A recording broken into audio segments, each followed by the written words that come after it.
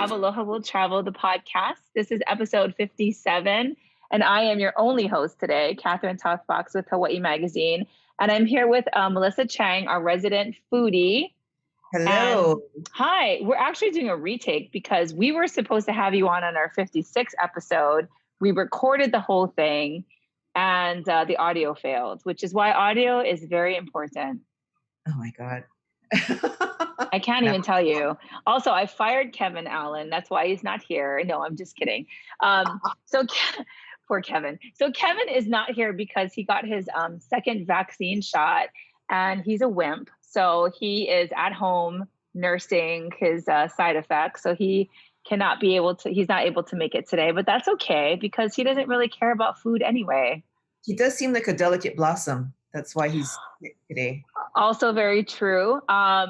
Yeah, and he's not a foodie. Like every time we do these food podcasts, he's always like, you're going to take the lead on this because I don't care about food. He literally eats like Belvita crackers. And like he had a jar of peanut butter stashed in his desk. I only know this because I go through his belongings at work. But anyway, yeah, and he doesn't, I don't know, like food is fuel to him. Do you know how there's people, food is fuel? They don't really care about how it tastes. And I'm like, not like that at all. Yeah. Zero. I know. Me too. Food is not fuel. Food is the stuff I always regret eating too much of, actually. Anyway. Here. Anyway, so we're here today with you, Melissa, to talk about, gosh, I don't even know. I think it's all the new restaurants that have opened recently in Hawaii. Just things that people who are listening can put on their bucket list when they do visit Hawaii, whenever they come fully vaccinated, we hope. And just anything new in the food scene. So I have a few. I mean, we've gone to a bunch of media events lately. Yes. We can talk about those. Although you've been to a few recently, even between the last time we recorded the podcast to this time. I know. I scroll to my Instagram to see what I ate. Oh, you just ate pizza. Yes. Hello. There's a few new pizza places, actually. Yes. What is going on with the pizza thing? Like, there's a bunch of new pizza places in Hawaii. Let's talk about pizza. Okay. Well, I think that pizza, like pasta, was kind of a booming thing during the pandemic. Like, on the pasta, the guy who makes fresh pasta at the markets, he didn't understand it. He was always running out of pasta and he was constantly making it. And he's like, I don't know what it is. It's like my pasta is going to save everybody from the zombie apocalypse. Yeah, I believe that. You know what it is? It's the comfort food part, I think. Like bakeries have been doing really well too during the pandemic, right? And I think people are just seeking out comfort food. And when you and I both went to Pizza Mamo, which is a new pizza place in Chinatown on Oahu. And I remember they said, you weren't there at the media preview that I was at, but they talked about the transportability of pizza and how everybody's doing curbside pickup and delivery. And a lot of things don't do well, like sushi, I feel like, or ramen or whatever. It's not as good as when you eat it there, but pizza can travel. And I feel like that's part of its appeal. I don't know. Yeah, no, I agree. It travels well and it's comforting. And everybody who doesn't love cheese and carbs? No. Oh man. Anyway, so any pizza spots you would recommend or new places that you've been to? Well, definitely Pizza Mamo. I love that crust. And that potato pizza is so good. That's our favorite. Yes. And you've been to Ili Ili Cash and Carry? I have. Yes. Yeah. When they first opened, I liked it, but I think there were mixed reviews about it. But now I understand it's much more consistent. I love their off-white pizza. That pizza is so bomb to me. It's sort of like Jay Dolan, which is another kind of pizza mainstay on Oahu. They have that for like their formaggio pizza, where it's just like cheese, melted cheese, and so the off-white to me with their roasted garlic and the ricotta cheese, and it's so good. And the potato pizza at Pizza Mamo is similar, right? It's like a white pizza, but it has these like thin slices of potato, which I would never think of putting on a pizza. Yeah. Carbs on carbs. All of it. So good. So good. And then you just went to Garibaldi. Garibaldis, yes. So Garibaldis was in Ohanahale Marketplace, and they specialized in the thick Sicilian style pizza that's in the pan, the square. And they re-emerged as Little G Cafe at 808 Center on 808 Sheridan Street on the second floor. They're not serving the Sicilian style pizza because this kitchen that they have is too small for that. So he's doing the round New York style pizza with the thin crust. The thin crust. Yeah. But they're going to reopen Garibaldis a few doors down in the same building. Oh, interesting. Yeah. Why? I don't know. I never understand why chefs and restaurateurs do that. They open like a restaurant, another restaurant. Like Ed Kenny does that in Kaimuki, right? He owns basically the whole block. Like, you know what I mean? Like, I feel like you're just competing with, it's convenient. I guess if I was an owner, I could just walk across the street, but like, you're just creating competition for you. I never understood that. I don't either. Especially similar products. Yeah. Pizza on pizza. Well, that's all good. We also went to a bagel place in Kailua. Yeah. That was interesting. Delicious. Yeah, MTL Bagels. Yes, and it's spelled empty, EMPTY, but it's correct. MTL is the airport code for Montreal because it's Montreal style bagels. Which I didn't know there was a Montreal style bagel. Oh, is that you? Try to find this. Hold on. Sorry. It's okay. It was Montreal calling. Like, how do you not know about our bagels? By the way, we have a big Canadian contingency that listens to our podcast. So if you guys are from Montreal, let us know if we're getting this right. But basically, a Montreal bagel is supposed to be smaller, denser, sweeter.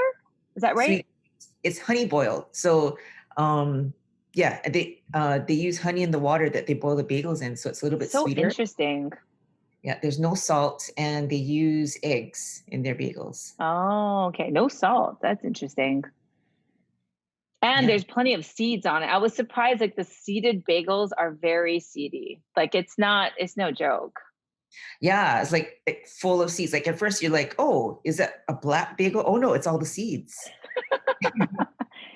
Yeah, I really enjoyed that. They use a lot of local ingredients. Their toppings are interesting and different, I felt. And very Instagrammable. Yes, they were very Instagrammable. It was a very cute little bagel cart that was built into a brewery. Not really a brewery. Sorry, like what are they? A brew pub? It's called Grace and Growlers. Right. Yeah, that was cool. Any other new places you've been to lately? Let's see. What else did I eat? Oh, are you really looking through your Instagram? You are looking through your Instagram. So hilarious. Speaking of Ohana Marketplace, other places have moved out of that place. So Asian Flavors and Bo's Kitchen have moved to Pro Ridge. I saw that. They're so good. If you like, so Bo's Kitchen is Hong Kong street food, and that's really good stuff. Asian Flavors is like a Southeast Asian fusion. So she's Lao and Vietnamese, I think, and then her boyfriend is Filipino. So she is all of those cuisines of Southeast Asia into her food, and she's always creating new things. Like she thinks of something else, and it's just. Oh my God, you are popular, and it's not even me calling. Normally I call you, but where else have we gone to? We also went to. Did you go to 100 Sales? No, you didn't. No, I didn't. But can you talk a little bit about that? So 100 Sales is the restaurant in the Prince Waikiki. And they've been open for a while. I feel like the hotel's been open, but the pandemic has sort of changed, I guess, things like the buffet. And people are, there was talk about the buffet concept never coming back, because how do you even in your head get around people touching the same food? And right, it sounds awful. But 100 Sales has managed to, I guess, reimagine the buffet. Yes. Can you talk a little bit about what that whole experience is like now? Because I can't even get my head around this. Yeah, so I haven't. This is the only buffet I've been to through the pandemic, but there are others that have opened up that apparently are kind of the same way. There's like a few active stations, so you get up like you would at a buffet, and you go up to the serving place, and But instead of picking your food, like for example, the salads, you tell the people, oh, I would like a Caesar salad, and they'll dress it Oh, for you. I So it's see. pretty active. Or like the guy with the poke station, he'll make the sushi for you right there. So it's semi-active. So you get the experience of getting up and having things made to order without Yeah, having to manually. That's better. I don't want to scoop my own food, yeah, yeah. right?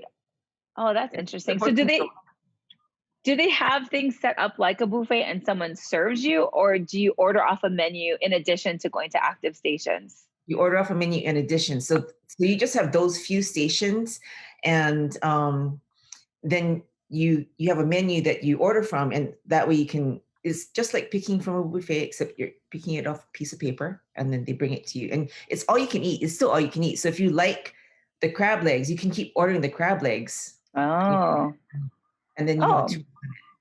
oh, that's interesting. Oh, that's good to know. I always wondered about that because I think the Kahala Hotel also opened up their buffet as well. And I was just Mm. wondering how that was going to be. Speaking of hotels, I think you and I both went. Did you come? No, you didn't come to the beach house. The beach house at the Moana Oh Surf yeah. Rider. Yeah, you were busy that day. You went to like 17,000 other things. I couldn't squeeze that one in. Yeah. It was a good one. It was so I don't know. A lot of our listeners might be familiar with the Moana Surf Rider. It's just celebrated its 120th birthday this year. Anyway, it's an old hotel in Waikiki, right on the beach, and the beach house is their signature restaurant. It's also, I get confused because the beach house and the veranda are similar, and the veranda is where they serve afternoon tea, which a lot of people know the Moana Surf Rider for. So the beach house reopened recently, and they're offering customizable 3 and 4 course prefix menus. So they've got new dishes, new entrees, new desserts, and they're starting off pretty small. Like I think a lot of restaurants are doing that, right? They've modified their menus, so they're only offering a certain set, and then as they see the the economy opening or the state reopening, they're adding yeah. Because a lot of these restaurants that have opened, like the pizza joints, I feel like their menus are so small. But I guess that's how it goes. You start off Yeah. small. Yeah, compared to before. Yeah. Oh yeah, when it was just a glut. Like, what's interesting? This is totally a side note. As you all know, I go to McDonald's. When McDonald's opened during the pandemic, they would only offer like 6 menu items. That was it. It was very strange. Oh, we go a lot. It was very strange. Like they would only offer like a very, very small amount of menu items. And then it started to grow and grow. And one of the things that no fast food, at least in Hawaii, does, or at least on Oahu, no one does the salad anymore. You cannot get a salad at a fast food place anymore. Is that interesting? Wow. And I don't know why. I don't know if it was just like the, profit margin was bad to begin with. And they put it on the menu to like satisfy people like me who order a salad at McDonald's. But yeah, you can't get a salad at McDonald's anymore. Wow, that's interesting. COVID, man. COVID killed the salad. Anyway. No, but you can eat salads other places, such as Mama Kim's. Oh, look at your segue. Let's talk about Mama Kim's because I have not been, and you go all the time. You need to go. I live right there. It's right out my front door. It is actually a poke bowl, and back up. It's a sushi bowl place. So they sell mostly sashimi bowls, but you can build your own poke bowl. Okay, so sashimi, the difference. Sashimi is basically raw fish. Yes. Just to let our listeners know. And and then poke is a little bit different because it's like cubed fish, sometimes not even fish, but it's like mixed up with a bunch of other seasonings, right? Like shoyu and onions and inamona, which is that crushed kukui nut.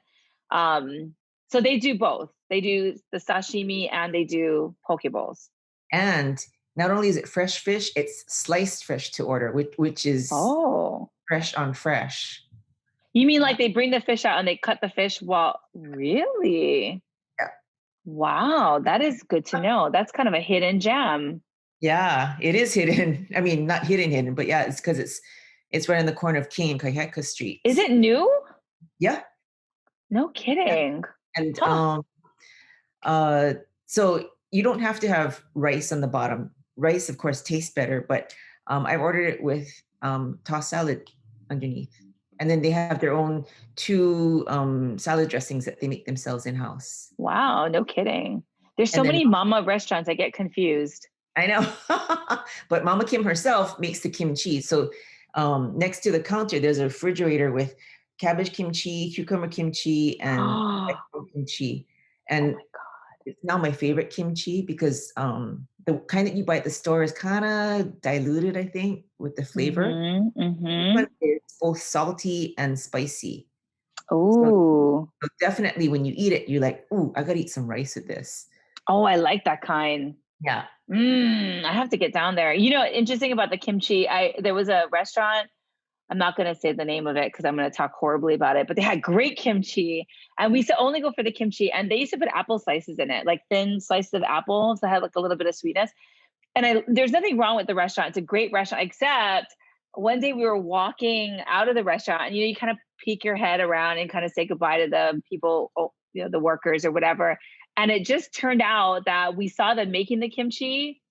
Oh, they were cutting the cabbage on the ground, like on the floor of the kitchen. I was like, oh God. And no cutting board. They were just cutting the cabbage. Oh my God. But it's so good. Actually, we never went back. But I still think about that kimchi. That's probably like my favorite kimchi. You got to tell me about that place later. Like, I'll tell you about it later. I don't even think it's in business anymore. This was like 15, 20 years ago when I was working at the newspaper and we would walk to this one restaurant. Anyway, I'll tell you offline. Well, we don't have much time. Gosh, that went by so fast. I did want to talk about something real quick. Did you have any other restaurants to mention, by the way? Did you ever talk about Kapahole? No, and that's not been around. That's been around a little bit, like 6 months now, maybe 6 months. They opened in like October or November. Okay. So I just took some out of town guests there last night, and my friend can't stop talking about it. She said it was like the best place of her trip. So Kapahole is a restaurant that opened near Kahala Mall, which is on the east side of Oahu, and it's run by Kiaka Lee, who used to be the chef over at Pig and the Lady. Where was he before that? He was in New York. No, wasn't he somewhere else in Hawaii? I forget. I'm not sure. But yeah, he has some pedigree. He's got some training in New York. And he went off and this is his first solo venture. Yes. Yeah. And that Nanya business, I think about that naan. It's so good. Huh. For me, that's one of the more boring dishes. Oh, sorry. Last night we had the taco with char siu glaze, and that was like holy. That so good. Like we had the Nanya business also, but then once we had the taco, we're like, okay, we don't need the Nanya business. I did have their duck ramen once, and I don't like duck. I'm not a duck person. It's too oily for me. I'm not Chinese like you. I don't eat duck. Oh anyway, but the duck ramen was excellent. I was really impressed because, like I said, I don't care for duck, and yeah, the duck ramen was. Anyway, it was great. Can I segue? So I'm just going to say this because I just got off the phone with Sheldon Simeon. So I figure I should this is kind of food related. Sheldon Simeon is a Hilo-born chef who's now on Maui. And a lot of people know him because he's an alum of Top Chef. And he just came out with a new cookbook. This is his cookbook. Yes, Cook Real Hawaii.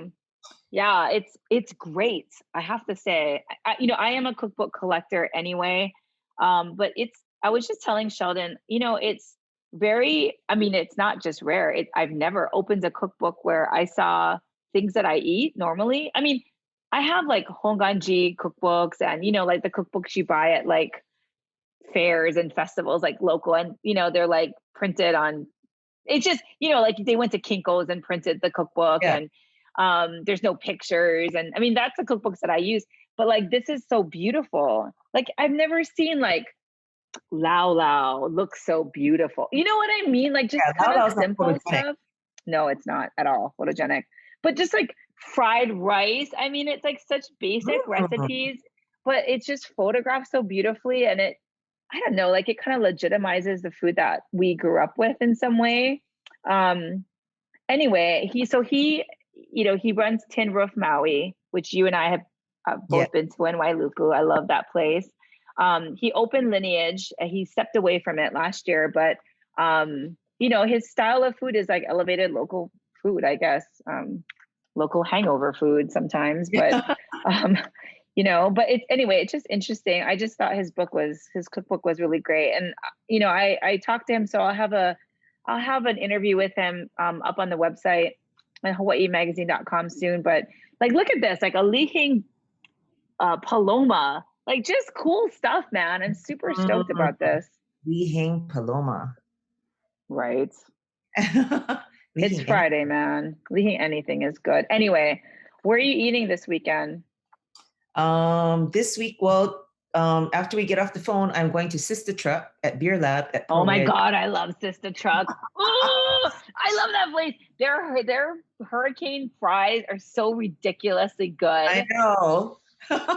The reason I'm going there, and other than I like it, my friend again, who's from out of town, she went to school here. That's how we know each other. And then her husband is from here. He went to Mauna Loa High School. He's half Korean, so they live in Maine now, and he's always jonesing for the local flavors that we have here. So I think that will really satisfy his craving. Oh yeah, because they do Korean style food. I wouldn't say it's like traditional Korean food. Not that I even know what traditional Korean food is, but their take on it is so unique. You know what I mean? And I haven't had a bad dish at Sister Truck ever. It's so good. Me too. I've never had a bad meal. Man, okay. You need to email me a list of all the places you talked about, because I didn't write it down because I couldn't find a pen. Sorry. No, you don't have to do it immediately, but at some point in your life, please send that to me so I can let all of our listeners know where to go, have a little checklist of places to go to. What? And then tomorrow we're going to the Kakaako Farmers Market because it's the biggest and the best one. Oh, yes. I just posted that today about the Kakaako Farmers Market, actually. No, the Pearl Ridge one, sorry. That's also great too. Yes. Yeah, the farmers markets have really kind of blown up. I think it's not it's not like your open market where you just have these fruit vendors.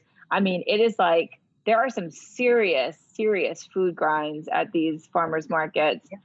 Farm lovers especially. Yeah, I feel like a lot of places start out there. Istanbul started off at a farmers market. There's a lot of places that start off as farmers markets, kind of test the waters, and then open brick and mortar or kind of went on to do their own thing. Yeah. And you can find a lot of unique food items at farmers markets. So yeah, shout out to them. Okay. Well, thank you very much for doing this podcast again. I appreciate it. If you want to find Melissa, you can find her on Instagram at Melissa808. You can also, Frolic Hawaii is one of our sister publications or sister digital platforms. You can go to frolichawaii.com. Anywhere else people can find you? HawaiiIRL.com. Okay. And also at Mama Kim's. Mama Kim's just down the street. You just find Melissa Chang. And for the rest of you, please subscribe and leave reviews for our podcast on wherever you find your podcast. You can find us. And HawaiiMagazine.com. Find us on social media platforms at Hawaii Magazine. Thank you all for listening like usual. And thank you, Melissa, for taking the time. And I hope you have a great lunch. I will. And I hope that you think of me when you eat those hurricane fries. Whatever, man. But I can't. I actually have to do something after this, which is terrible. And my dog has to go to the vet. It's been a day. Anyway. Thank you all for joining us on the Aloha Will Travel podcast. And Melissa, I will talk to you later. All right, everyone. Thanks so much. Bye. Bye.